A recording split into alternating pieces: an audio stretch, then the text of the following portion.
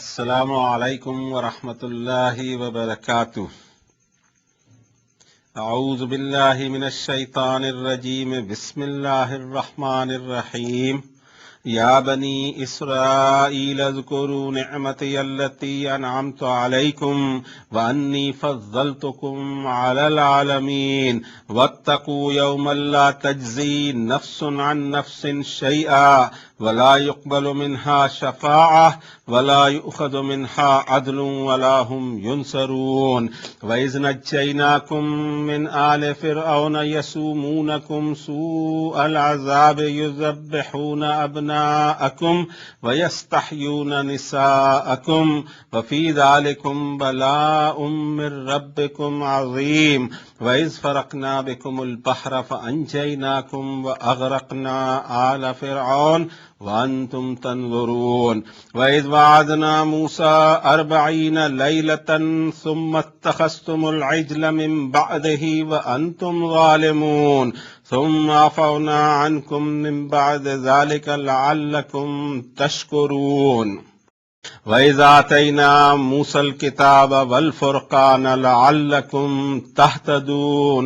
صدق اللہ العظیم وصدق رسولہ النبی الکریم ونحن علی ذلک لمن الشاکرین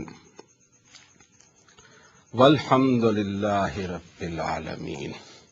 سورۃ البقرہ کے 5ویں رکوع کو سٹارٹ کیا ہے ہم نے اللہ رب العزت کے نام سے اور اپنے ہر طرح کے آڈز اور شرور سے، چاہے بیرونی ہو چاہے اندرونی ہو، ہم اسی رب کی پناہ میں آنا چاہتے ہیں اور اسی کے نام سے اور اس کی 2 صفتیں الرحمن اور الرحیم کی صفتوں کا سہارا لیتے ہوئے اپنے سفر کو جاری کرتے ہیں کہ کتاب اللہ میں ہمارے لیے ہمارے رب نے عرش اعظم سے کون سی ہدایتیں نازل فرمائی ہیں، کون سے ڈائریکٹیوز نازل فرمائے ہیں، کیا ہمیں سبق حاصل کرنا چاہیے، کیا ہمیں عبرت حاصل کرنی چاہیے، اور جو ایک شخص کو حاصل ہو رہی ہو وہ اس کو آپ کے سامنے پیش کرے اور آپ کے ساتھ شیئر کرے، درس عبرت خود حاصل کرے اور پھر آپ کو بھی اس طرف رجوع ہونے کی دعوت دے۔ یہ رکوع طویل ہے، اس لیے ہم نے اس میں چند آیتیں لی ہیں سیریل سے۔ آیت نمبر 47 سے آیت نمبر 53 تک تلاوت کرنے کی توفیق رب تعالیٰ نے اپنے اس عاجز بندے کو عنایت فرمائی، اس پر اس کا جتنا بھی شکر ادا کیا جائے وہ کم ہے۔ اب ہماری کوشش یہ ہوگی فی الحال کہ ان آیات بینات کی تلاوت سے ایک ذہن پر کیا اثر پڑتا ہے، اور پورے قرآن شریف میں اور بھی یہ مضامین کس انداز میں بیان کیے گئے ہیں، ان سب پر ایک طائرانہ نظر رکھتے ہوئے ہم اپنے لیے درس عبرت حاصل کریں۔ کتاب اللہ کے اس پورشن سے جو ہم یہ دیکھ رہے ہیں کہ 5ویں رکوع سے شروع ہوا، 40 نمبر کی آیت سے مضمون بنی اسرائیل کی طرف جا رہا ہے۔ ہم شروع سے دیکھتے آ رہے ہیں کہ سب سے پہلے ہم نے ہمارے رب کی تعریف کی سورۃ الفاتحہ میں اور اپنی ضرورت کا اظہار کیا اور دعا کی اس سے کہ اہدنا الصراط المستقیم، جس کے جواب میں اور اس دعا کی قبولیت میں رب تعالیٰ نے اتار دیا آسمان سے اپنی نورانی کتاب کو، جس میں فرمایا کہ الف لام میم ذالک الکتاب لا ریب فیہ ھدی للمتقین۔ تمہیں ہدایت کی اتنی پرواہ اور اتنی فکر ہے اور ہدایت کے لیے تم کانشیس ہو تو اس کتاب میں تمہارے لیے ہدایت کے خزانے بھرپور ہیں۔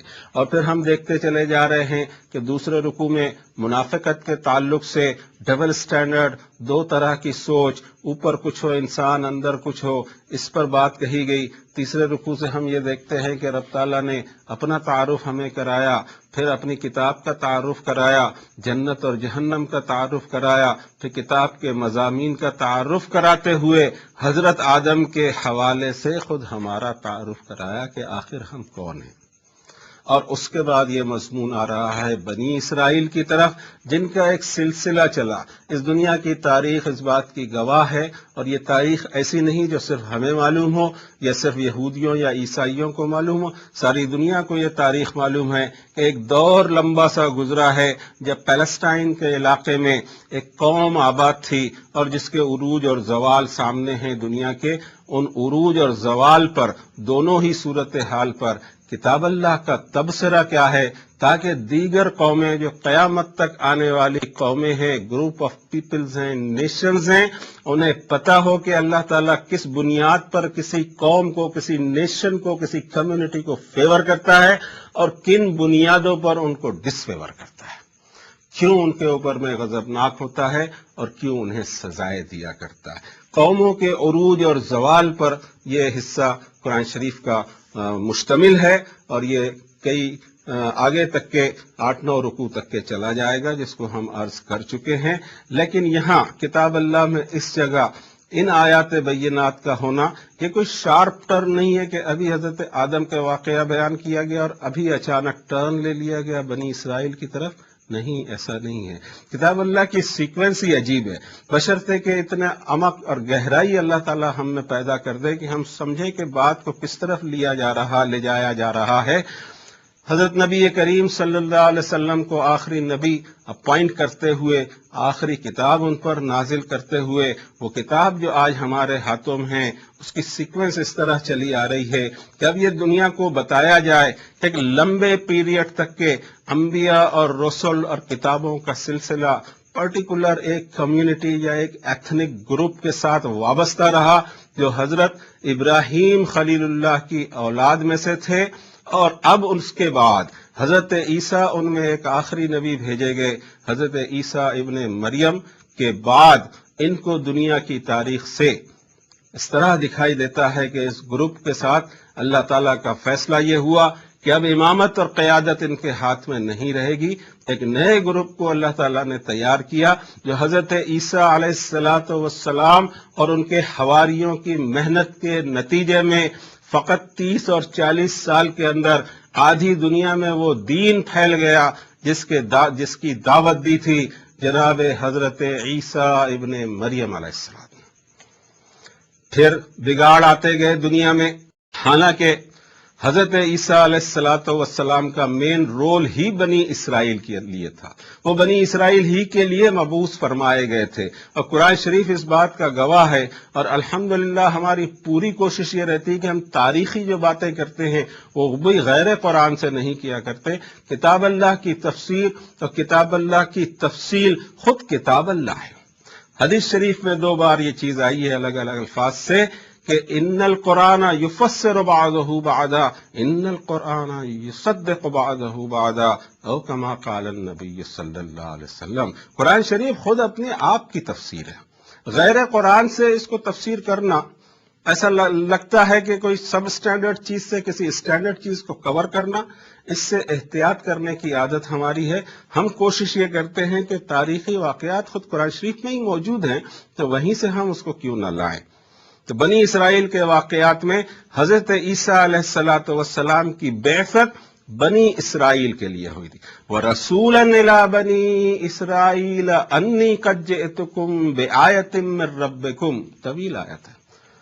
اور حضرت عیسیٰ علیہ السلام کو ایک معجزاتی طور سے پیدائش ان کی ہوئی، اور معجزانہ طور سے بچپن سے ہی ماں کی گود سے ہی انہوں نے دعوت شروع کی۔ جب حضرت مریم کی گود میں تھے وہ بالکل نوزائیدہ، وہاں سے انہوں نے کہا قال انی عبد اللہ آتانی الکتاب وجعلنی نبیا، یہاں سے دعوت ان کی شروع ہوئی ماں کی گود سے۔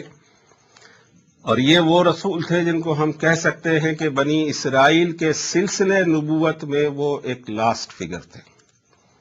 لیکن حیرت ہوتی ہے دنیا کی تاریخ کو دیکھتے ہوئے کہ بنی اسرائیل نے ان کو ریجیکٹ کر دیا، ان کی دعوت کو قبول نہیں کیا، ان کے ساتھ تشدد کیا گیا۔ لیکن اس دنیا میں دیکھا گیا کہ حضرت عیسیٰ علیہ السلام کی دعوت آدھی دنیا میں پھیل گئی چھوٹے سے عرصے میں۔ پھر کرپشن آیا، پھر تحریف ہوئی، کتاب اللہ پیٹھ کے پیچھے ڈالی گئی، کتاب اللہ کی ایسی نئی نئی تفسیریں کر دی گئی، کتاب اللہ کی اوریجنل کو چھپا لیا گیا، ترجمے در ترجمے چلتے رہے، اور خود انٹرپریٹیشن اس طرح کے کیے کہ سوٹیبل انٹرپریٹیشن کر کے کئی فرقوں میں وہ بٹ گئے اور اپنا نام بھی مسلم کی جگہ عیسائیت یا کرسچینٹی رکھ لی۔ اللہ نے کسی کو یہ ڈگری نہیں دی تھی، ہر ایک کو مسلم کہا۔ رب تعالیٰ نے سورۃ الحج میں فرمایا کہ ملت ابیکم ابراہیم، تم یاد رکھو کہ تم ملت ہو تمہارے روحانی باپ حضرت ابراہیم کی، ہو سماکم المسلمین من قبل وفی ہذا، تم کو نام مسلم دیا گیا۔ یہ نام پسند کیوں نہیں آیا؟ نہ یہودیوں کو پسند آیا، نہ عیسائیوں کو پسند آیا، خود ہم کو بھی پسند نہیں آیا، ہم نے بھی اپنے نام الگ الگ رکھ لیے، بٹ گئے ہم۔ بہرحال بات اس طرف آ رہی ہے کہ سلسلہ کلام ایسے شروع ہے اور ایسے جاری ہے کہ یہ آخری نبی بنو اسماعیل میں کیوں مبعوث فرمائے گئے۔ وہ ایریا پیلسٹائن کا رہا جہاں سلسلے وار نبی آتے رہے، اور اب یہ ایریا نیا ایریا عرب کا علاقہ، اور یہاں حضرت اسماعیل جو پہلے بیٹے ہیں، حضرت ابراہیم علیہ السلام کے پہلو تھے کہا جاتا ہے اس کو اردو بائبل میں، جس کو فرسٹ بورن کہہ سکتے ہیں۔ فرسٹ بورن حضرت اسماعیل اور حضرت اسحاق ان سے چھوٹے۔ حضرت اسحاق سے یہ گروپ چلا حضرت یعقوب سے، اور ان کے اولاد سے ہوتے ہوئے بنی اسرائیل میں مصر میں ایک سلسلہ یہ چلا، مصر سے وہ پیلسٹائن آئے ایک دور میں، جس کا تذکرہ ہم کو اس جگہ یہاں ملتا ہے، اور پھر وہاں سے ایک سلسلہ ان کا چلتے رہا جو حضرت عیسیٰ کی آمد کے بعد میں پھر تاریخ کی ایک کروٹ لی گئی۔ لیکن اس کے حضرت عیسیٰ علیہ السلام کے تقریباً 650 سال کے بعد آخری نبی کا ظہور ہوا۔ مکہ مکرمہ اور مدینہ منورہ کی وادیوں میں وہ دعوت پھیلنا شروع ہوئی جس نے پھر آدھی دنیا کو کور کیا۔ اب اس وقت اپنے مضمون کو لمیٹڈ کرتے ہوئے سب سے پہلے جن آیات بینات کی تلاوت کی توفیق ہمارے رب نے ہم کو دی، ہم یہ کوشش کریں کہ ذہن پر اس کا جو اثر ہوتا ہے اس کو اپنے الفاظ میں ہم ادا کرنے کی کوشش کرتے ہیں۔ ہم اچھی طرح جانتے ہیں کہ قرآن شریف کا ترجمہ ناممکن ہے، ہاں یہ ہے کہ اس کی ترجمانی ہو جائے۔ جو لوگ اتنا آگے نہیں بڑھ سکے کہ وہ اس کی اوریجنل زبان کو سمجھ لیں، ان کے لیے ضروری ہو جاتا ہے کہ لوکل لینگویج میں اس بات کو کہا جائے۔ ہم کوشش کرتے ہیں پہلے کہ اس کی ترجمانی یا جو مفہوم اس سے برآمد ہوتا ہے اپنے الفاظ میں آپ کے سامنے پیش کرتے ہیں، پھر اس سے درس عبرت ان آیات بینات سے ہم حاصل کریں گے، ان آیات بینات سے ہم اپنے لیے روشنی حاصل کریں گے۔ اے چلڈرن آف اسرائیل، اے بنی اسرائیل، یاد کرو میری ان نعمتوں کو جو نچھاور کی میں نے تم پر، اور میں نے تمہیں پریفرنس دیا تھا، فضیلت دی تھی سارے جہان پر، اور حساب کے اس دن سے ڈر ڈر کر زندگی گزارنا جس دن کوئی شخص کسی شخص کے، کوئی نفس کسی نفس کے کسی بھی معاملے میں کچھ بھی کام نہیں آئے گا، اور اس سے کسی طرح کی کوئی شفاعت قبول نہیں کی جائے گی، اور برابری میں پینلٹی بھرنے کا کوئی پروویژن وہاں موجود نہیں ہوگا، اور نہ ان کو کہیں سے کوئی ہیلپ مل سکے گی۔ اور اے بنی اسرائیل، یاد کرو ان حالات کو جب ہم نے تمہیں فرعون جیسی ظالم حکومت اور اس کے کارندوں سے نجات دی، جو تم کو سخت سزائیں دیا کرتے تھے یا تم پر ظلم کے پہاڑ توڑا کرتے تھے، اس حد تک کہ تمہارے بیٹوں کو ذبح کر دیتے تھے اور تمہاری بیٹیوں کو زندہ چھوڑتے تھے، اور تمہاری اس درگت میں تمہارے رب کی طرف سے تمہاری زبردست آزمائش تھی۔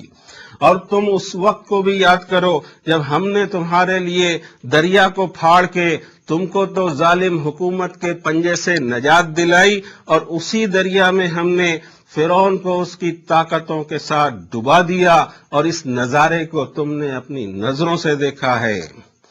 اور اس واقعے کو بھی یاد کرو کہ جب ہم نے وعدہ لیا، وعدے پر ہم نے بلایا حضرت موسیٰ کو 40 راتوں کے لیے طور پہاڑ پر، اور ان کی غیر حاضری میں تم نے ایک بچھڑے کو اپنا معبود بنا لیا، اور یہ زبردست گناہ کہ تم مرتکب ہوئے، لیکن اس کے باوجود ہم نے تمہیں معاف کیا، اس لیے کہ تم میں شکر گزاری کی کیفیت آ جائے۔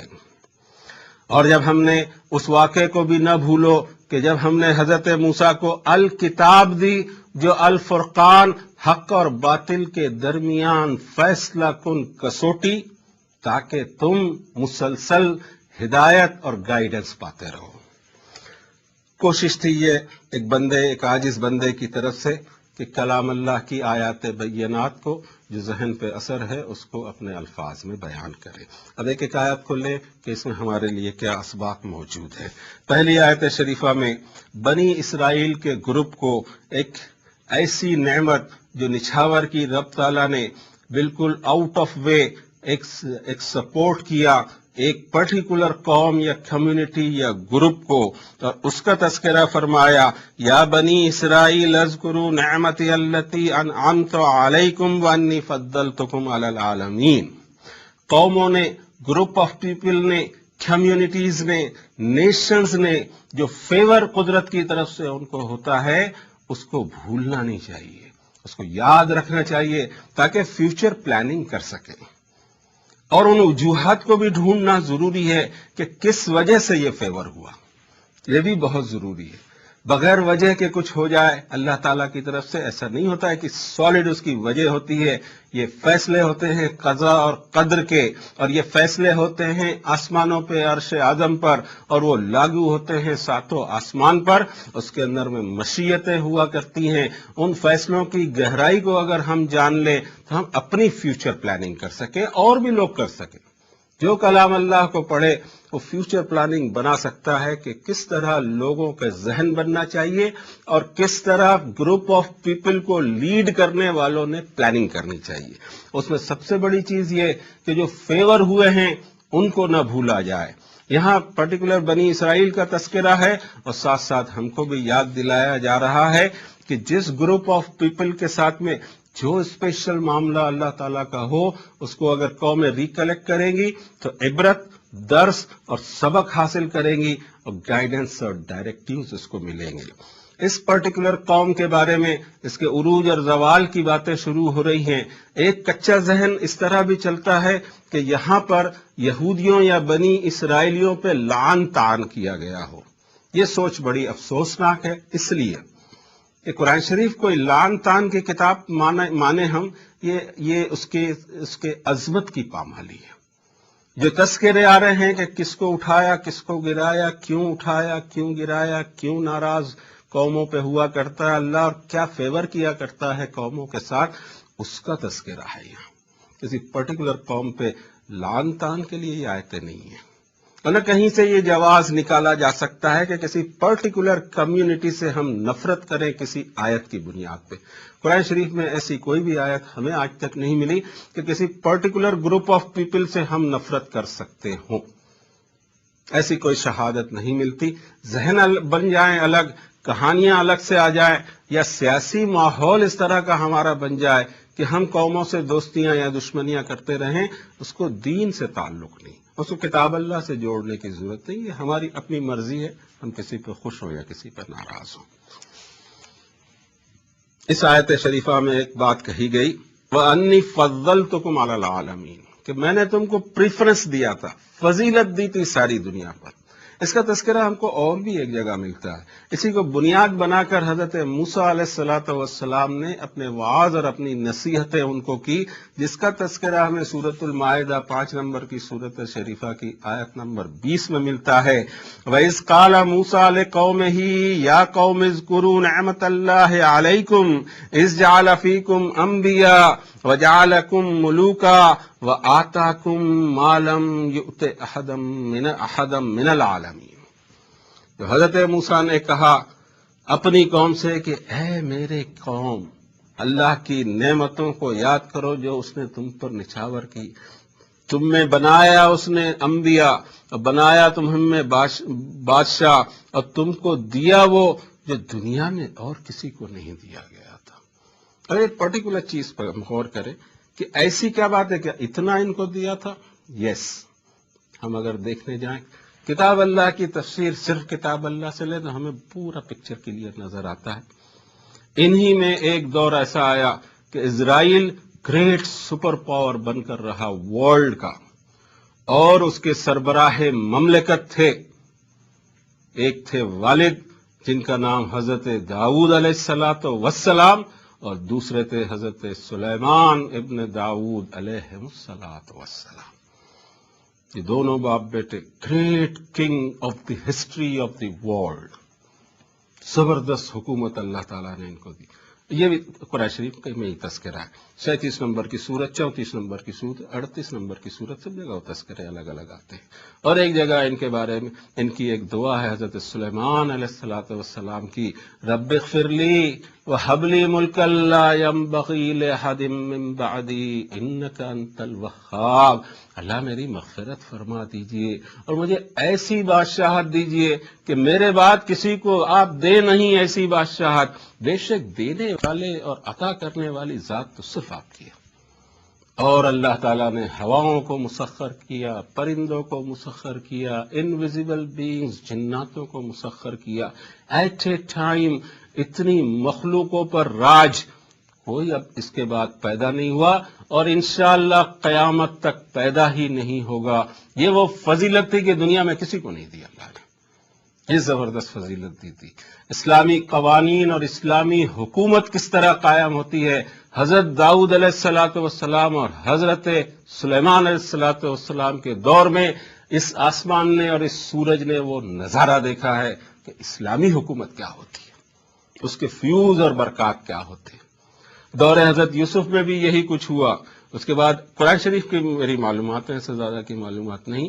دور حضرت داؤد، دور حضرت سلیمان، اور پھر آخری نبی صلی اللہ علیہ وسلم اور ان کے امیجیٹ پیروکار جن کو ہم صحابہ رضی اللہ تعالی عنہم کہا کرتے ہیں، تابعین، تبع تابعین، سنہرے دور دنیا میں گزرے ہیں.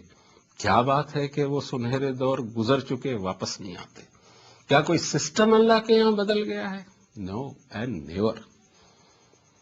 وَلَن تَجِدَ لِسُنَّتِ اللَّهِ تَبْدِيلًا وَلَن تَجِدَ لِسُنَّتِ اللَّهِ تَحْوِيلًا. تم ہرگز نہیں پاؤ گے اللہ کے سسٹم میں کوئی تبدیلی یا کوئی ڈیویشن. یہ پاسبل ہی نہیں ہے.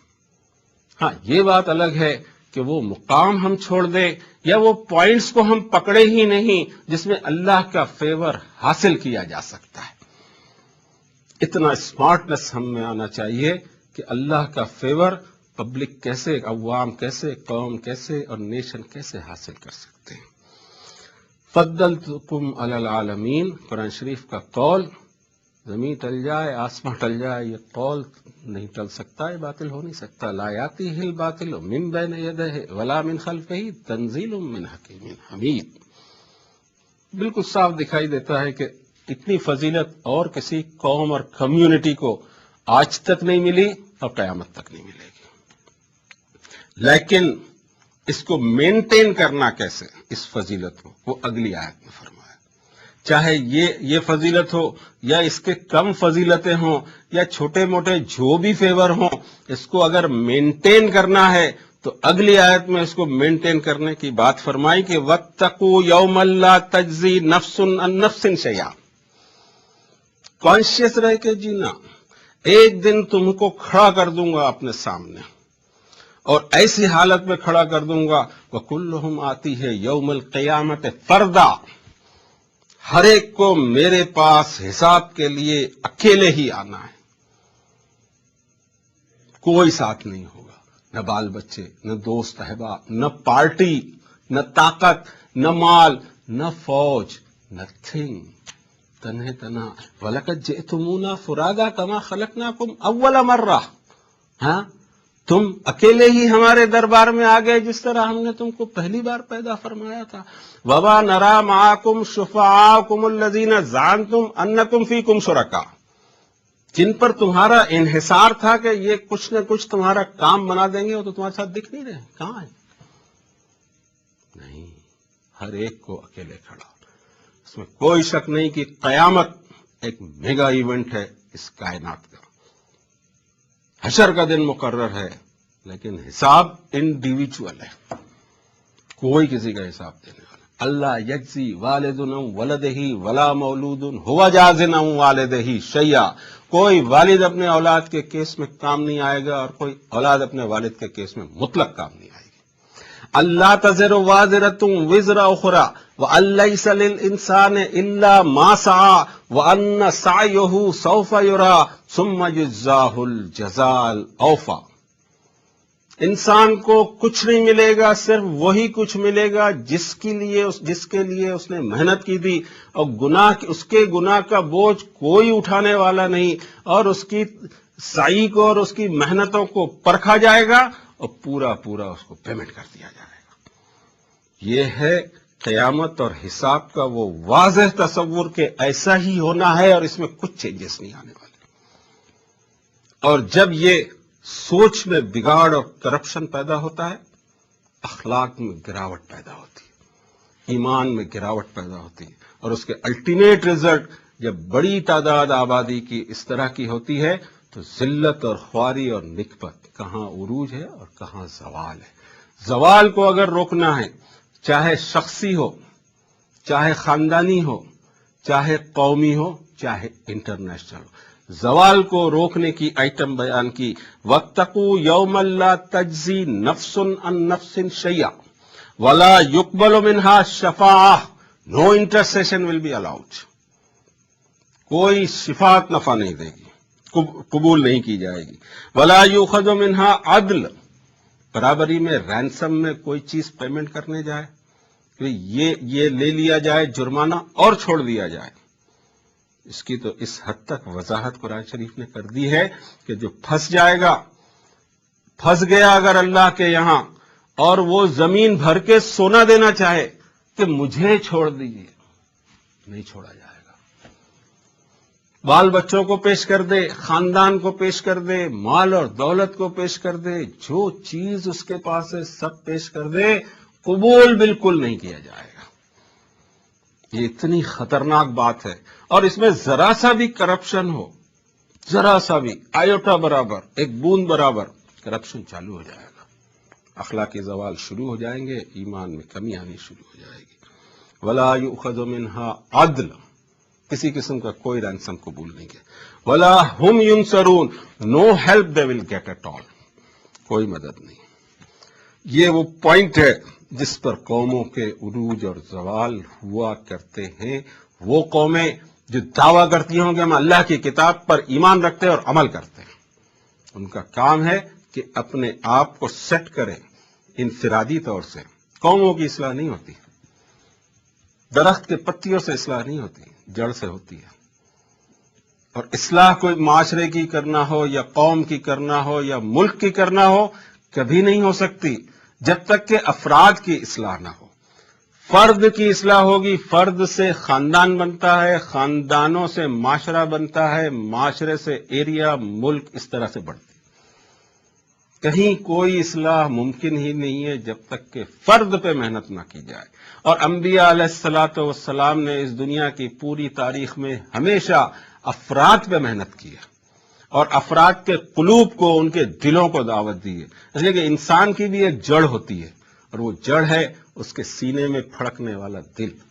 اس کی اصلاح اگر ٹھیک ہو جائے، ایک حدیث شریف کا مفہوم ہے، ہمیں عربی اس وقت یاد نہیں آ رہی ہے، یاد رکھو لوگوں، سینے میں ایک عضو ہوتا ہے، گوشت کا ایک ٹکڑا ہوتا ہے، اگر اس کی اصلاح ہو جائے پورے انسان کی اصلاح ہو سکتی ہے۔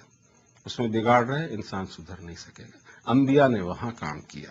اگلی آیت شریفہ لیتے ہیں، اس میں ہم دیکھیں کہ جو پلس پوائنٹ کا ذکر کر دیا کہ تم کو یہ زبردست عروج میں نے دیا ساری دنیا میں، اور پھر مصیبتوں کا بھی تذکرہ جو اس کے پہلے گزری ہیں اس کو بھی سامنے رکھا جائے، اپس بھی دیکھے جائیں، ڈاؤنس بھی دیکھے جائیں، اور پھر اپنے آپ کی اصلاح کی جائے۔ اگلی آیت شریفہ میں فرمایا وَإِذْ نَجَّيْنَاكُم مِّنْ آلِ فِرْعَوْنَ يَسُومُونَكُمْ سُوءَ الْعَذَابِ يُذَبِّحُونَ أَبْنَاءَكُمْ وَيَسْتَحْيُونَ نِسَاءَكُمْ وَفِي ذَلِكُمْ بَلَاءٌ مِّن رَّبِّكُمْ عَظِيمٌ۔ اب یہ ڈاؤن فال والی بات کہی کہ تم یاد کرو ان حالات کو کہ کتنے برے اور سنگین دور سے تم گزرے ہو، اور کیسے کیسے برے برے ظلم تمہارے اوپر ہوتے تھے۔ اس درجے تم پر ایک اکثریت اور اس کی حکومت اور اس کی طاقت، خود تمہارے اپنے ملک میں جہاں تم پیدا ہوئے ہو، اس درجے کے تم پر میں ظلم ڈھائے جاتے تھے کہ جس کا آخری اینڈ یہ ہے کہ تمہارے بیٹوں کو قتل کر دیا جاتا تھا، تمہاری بیٹیوں کو زندہ چھوڑا جاتا تھا۔ ایسا ظلم تاریخ میں اس کے بعد کہیں ریکارڈ میں مجھے نہیں ملا۔ پوری دنیا کی تاریخ میں آج تک ظلم آج بھی ہوتے ہیں، لیکن ظلم کی یہ جو انتہا بتائی جا رہی ہے، یہ انتہا کہیں دکھائی نہیں دی۔ اس کے نیچے کے سارے ظلم فسادات ہوتے ہوں گے، حق تلفیاں ہوتی ہوں گی، بے انصافیاں ہوتی ہوں گی، کوئی کسی کی پرواہ نہ کرے، جو کچھ اقلیتوں پہ ظلم گزارا جاتا وہ سب ہو رہا ہوگا۔ اور اس کا سب سے بڑا پوائنٹ یہ کہ اس درجے تک کہ وہ ظلم ہوتا تھا کہ یذبحون ابناءہم ویستحیون نساءہم، نسل کشی شروع، یہ انتہا ہو گئی۔ اس درجے خراب حالات کہ بچہ پیدا ہو کسی گھر میں اور وہ میل چائلڈ ہو، لڑکا ہو وہ، تو سرکاری کارندے آ کے اس کو اچھال کے نیزے پہ کیچ کر لیں ماں کے سامنے۔ یہ کوئی کم درجے کا ظلم ہوا؟ یہ ہوتا تھا۔ پھر کیا ہوا؟ یہ تبدیل کیسے ہوا؟ کیا ایسے ہی چلتے رہی گاڑی؟ تبدیل ہوا اس کے ذکر اگلی آیت میں۔ لیکن کیوں ہوا؟ ظلم تو آج بھی ہوتے ہیں، مدد کیوں نہیں آتی؟ یہ سب سے بڑا سوال ہے۔ ان کو مدد آئی، کیا اب سسٹم بدل گیا کہ اب مدد نہیں آئے گی؟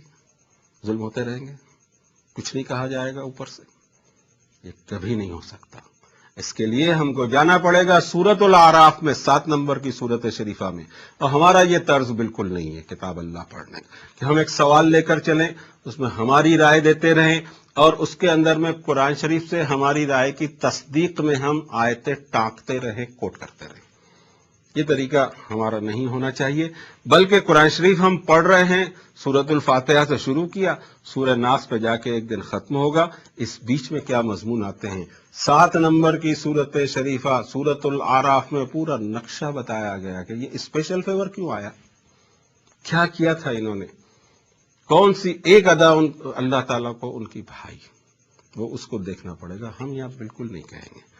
ہم تو خود یہ چاہتے ہیں کہ ان مجلسوں کے ذریعے اور اس کتاب اللہ کی اس تحریک کے ذریعے آپ میں وہ جذبہ پیدا ہو کہ آپ خود قرآن شریف پہ ڈھونڈیں، ہم بتاتے رہیں۔ نو، آپ میں جذبہ پیدا ہو کہ ایسا فیور ان کو کیوں کیا، وجہ کیا تھی؟ وجہ قرآن شریف سے پوچھیں گے تو برابر موجود ہے، اور کسی چیز سے پوچھیں گے کچھ نہیں ملنا ہے، بات وہی گھوم پھر کے ایک ہی جگہ آ جائے گی، کچھ سوچتا نہیں ہے، ڈیڈ اینڈ پہ آ گئے۔ ایسا نہیں ہے۔ کتاب اللہ ہر مرحلے پر، ہر جگہ، ہر پرابلم کے لیے اس میں ایک نہ ایک ڈائریکٹیو موجود ہوتا ہے۔ اللہ سے دعا یہ کرو کہ ہماری نظروں میں وہ نور پیدا کر دے کتاب اللہ کا، کہ اس سے کیسے ہم ڈائریکٹیوز حاصل کریں۔ اس وقت ہم وہ بات نہیں کہیں گے، ہم اپنے آپ کو آیت کے ہی تحت رکھیں گے۔ پھر کیا ہوا؟ 50 نمبر کی آیت میں فرمایا وَإِذْ فَرَقْنَا بِكُمُ الْبَحْرَ فَأَنْجَيْنَاكُمْ وَأَغْرَقْنَا آلَ فِرْعَوْنَ وَأَنْتُمْ تَنْظُرُونَ۔ یہ ظلم اور ستم ہو رہے تھے، اور پھر انجام اس کا یہ آیا کہ ہم نے تمہارے لیے دریا کو پھاڑا، اور وہ دریا کو پھاڑ کے اسی دریا سے تم کو پاس کروا دیا، نجات دی تم کو ظالم حکومت اور ظالم بادشاہ اور ظالم کارندوں سے، اور اس سیم دریا میں فرعون اور اس کی پوری طاقت کو ڈبا کے تمہارے آنکھوں کے سامنے ان کو ٹوٹلی تہس نہس کر دیا۔ آج تک کر کے رکھا ہے، ابھرے نہیں، ابھرا نہیں کرتی قومیں، ابھرا نہیں کرتی جو اللہ کے عذاب کی مستحق بنتی ہیں۔ وَحَرَامٌ عَلَىٰ قَرْيَةٍ أَهْلَكْنَاهَا أَنَّهُمْ لَا يَرْجِعُونَ۔ ہم نے حرام کر دیا ان آبادیوں پر جن کو ہم نے برباد کیا کہ کبھی لوٹ کے نہیں آئیں گی۔ یہ مثال 5000 سال سے ہم دیکھ سکتے ہیں فرعونہ مصر کی تاریخ میں اور ایجپٹ کی تاریخ میں کہ لوٹ کر نہیں آئے، آیا ہی نہیں کرتے، آنے نہیں دیتا اللہ۔ تو تمہاری آنکھوں کے سامنے نظارہ۔ اب ایک آیت میں فرمایا تم کو فضیلت دی، دوسری آیت میں وہ ظلم و ستم بتائے کہ یہ تمہاری حالت تھی، بلاء من ربکم عظیم، یہ درگت تمہاری وہاں بنی ہوئی تھی۔ اس درگت کو ہم نے اس طرح سے پلٹایا اور پھیرا۔ کیوں یہ مدد آئی، کیوں دریا پھٹا، کیوں اللہ تعالیٰ نے ان کو بچایا اور ان کو ڈبایا؟ پھر جانا پڑے گا کتاب اللہ میں، آگے ساری چیزیں کلیئر ملیں گی، ہم یہاں نہیں بتائیں گے۔ جب وہاں ہم کو اللہ پہنچائے گا، اگر عمر رہی، توفیق رہی اللہ کی، تو ہم بتائیں گے، ابھی نہیں۔ پھر 51 نمبر میں ایک اور واقعے کا تذکرہ کیا، وَإِذْ وَعَدْنَا مُوسَىٰ 40 لَيْلَةً ثُمَّ اتَّخَذْتُمُ الْعِجْلَ مِن بَعْدِهِ وَأَنْتُمْ ظَالِمُونَ۔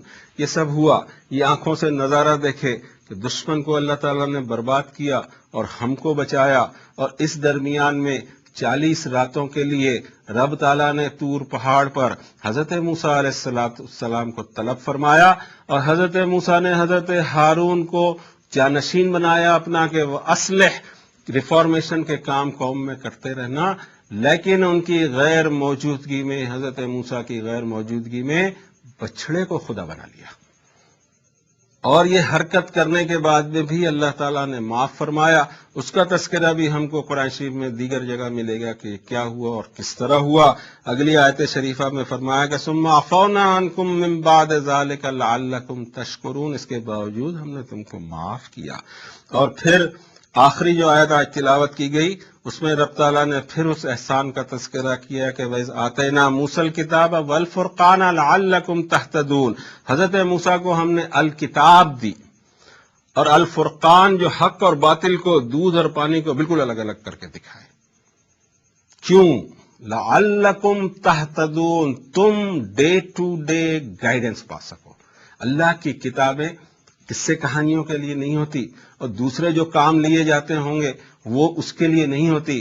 اللہ کی کتاب ہوتی ہے ایک فرد جو اس کو پڑھ رہا ہے، اس کے پرابلم کو کیسے سالو کرنا ہے، اس کو ہدایت کیسے ملے، اس کا سفر دنیا کس طرح سے گزرے کہ آخرت میں وہ لینڈ کرے جب تو جنت نہیں ملے۔ یہ پوری سلسلے وار یہاں سے ہم کو ہدایتیں اللہ تعالیٰ ہم کو ہم انسانوں کو شروع دور سے دیتے چلے آ رہے ہیں، اور ہمارا بھی معاملہ عجیب رہا، سارے انسانوں کا regardless of their caste, creed, gender, nation, nothing, کتاب اللہ کو کھو دیا۔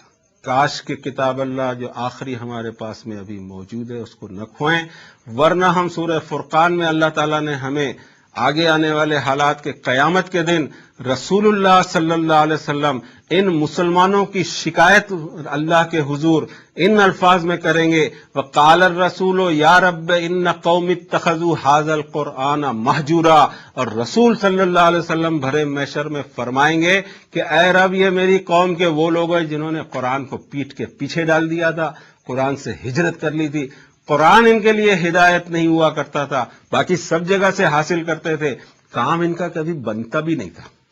خوبی کی بات ہے کہ آج تک ان کا کام بھی نہیں بنا، کتاب اللہ سے ہدایت لینا بند کیا، کام بننا نہیں ہے۔ اب دنیا کو سدھارنے کی ضرورت نہیں ہے، سب سے پہلے مجھے اپنے آپ کو سدھارنا ہے کہ میری گاڑی صحیح راستے پر رہے۔ اہدنا الصراط المستقیم یا ربنا صراط الذین انعمت علیہم غیر المغضوب علیہم ولا الضالین۔ اللہ صراط مستقیم پہ قائم رکھیے گا، حق پر قائم رکھیے گا، موت اسلام کی ہی حالت میں آئے، ایمان پر خاتمہ ہو ہمارا، گاڑی ہماری یا پرواز ہماری صحیح رخ پر ہو، آپ کی کتاب سے روزانہ ہم ہدایت لیتے رہیں اپنے ہر معاملے میں، اور پھر یہ جان آپ کے سپرد کریں اس حالت میں کہ آپ کی طرف سے ہمارے لیے بخشش کا پروانہ جاری ہو جائے۔ وصلی اللہ تعالی علی خیر خلقہ محمد وعلی آلہ وصحبہ اجمعین برحمتک یا ارحم الراحمین۔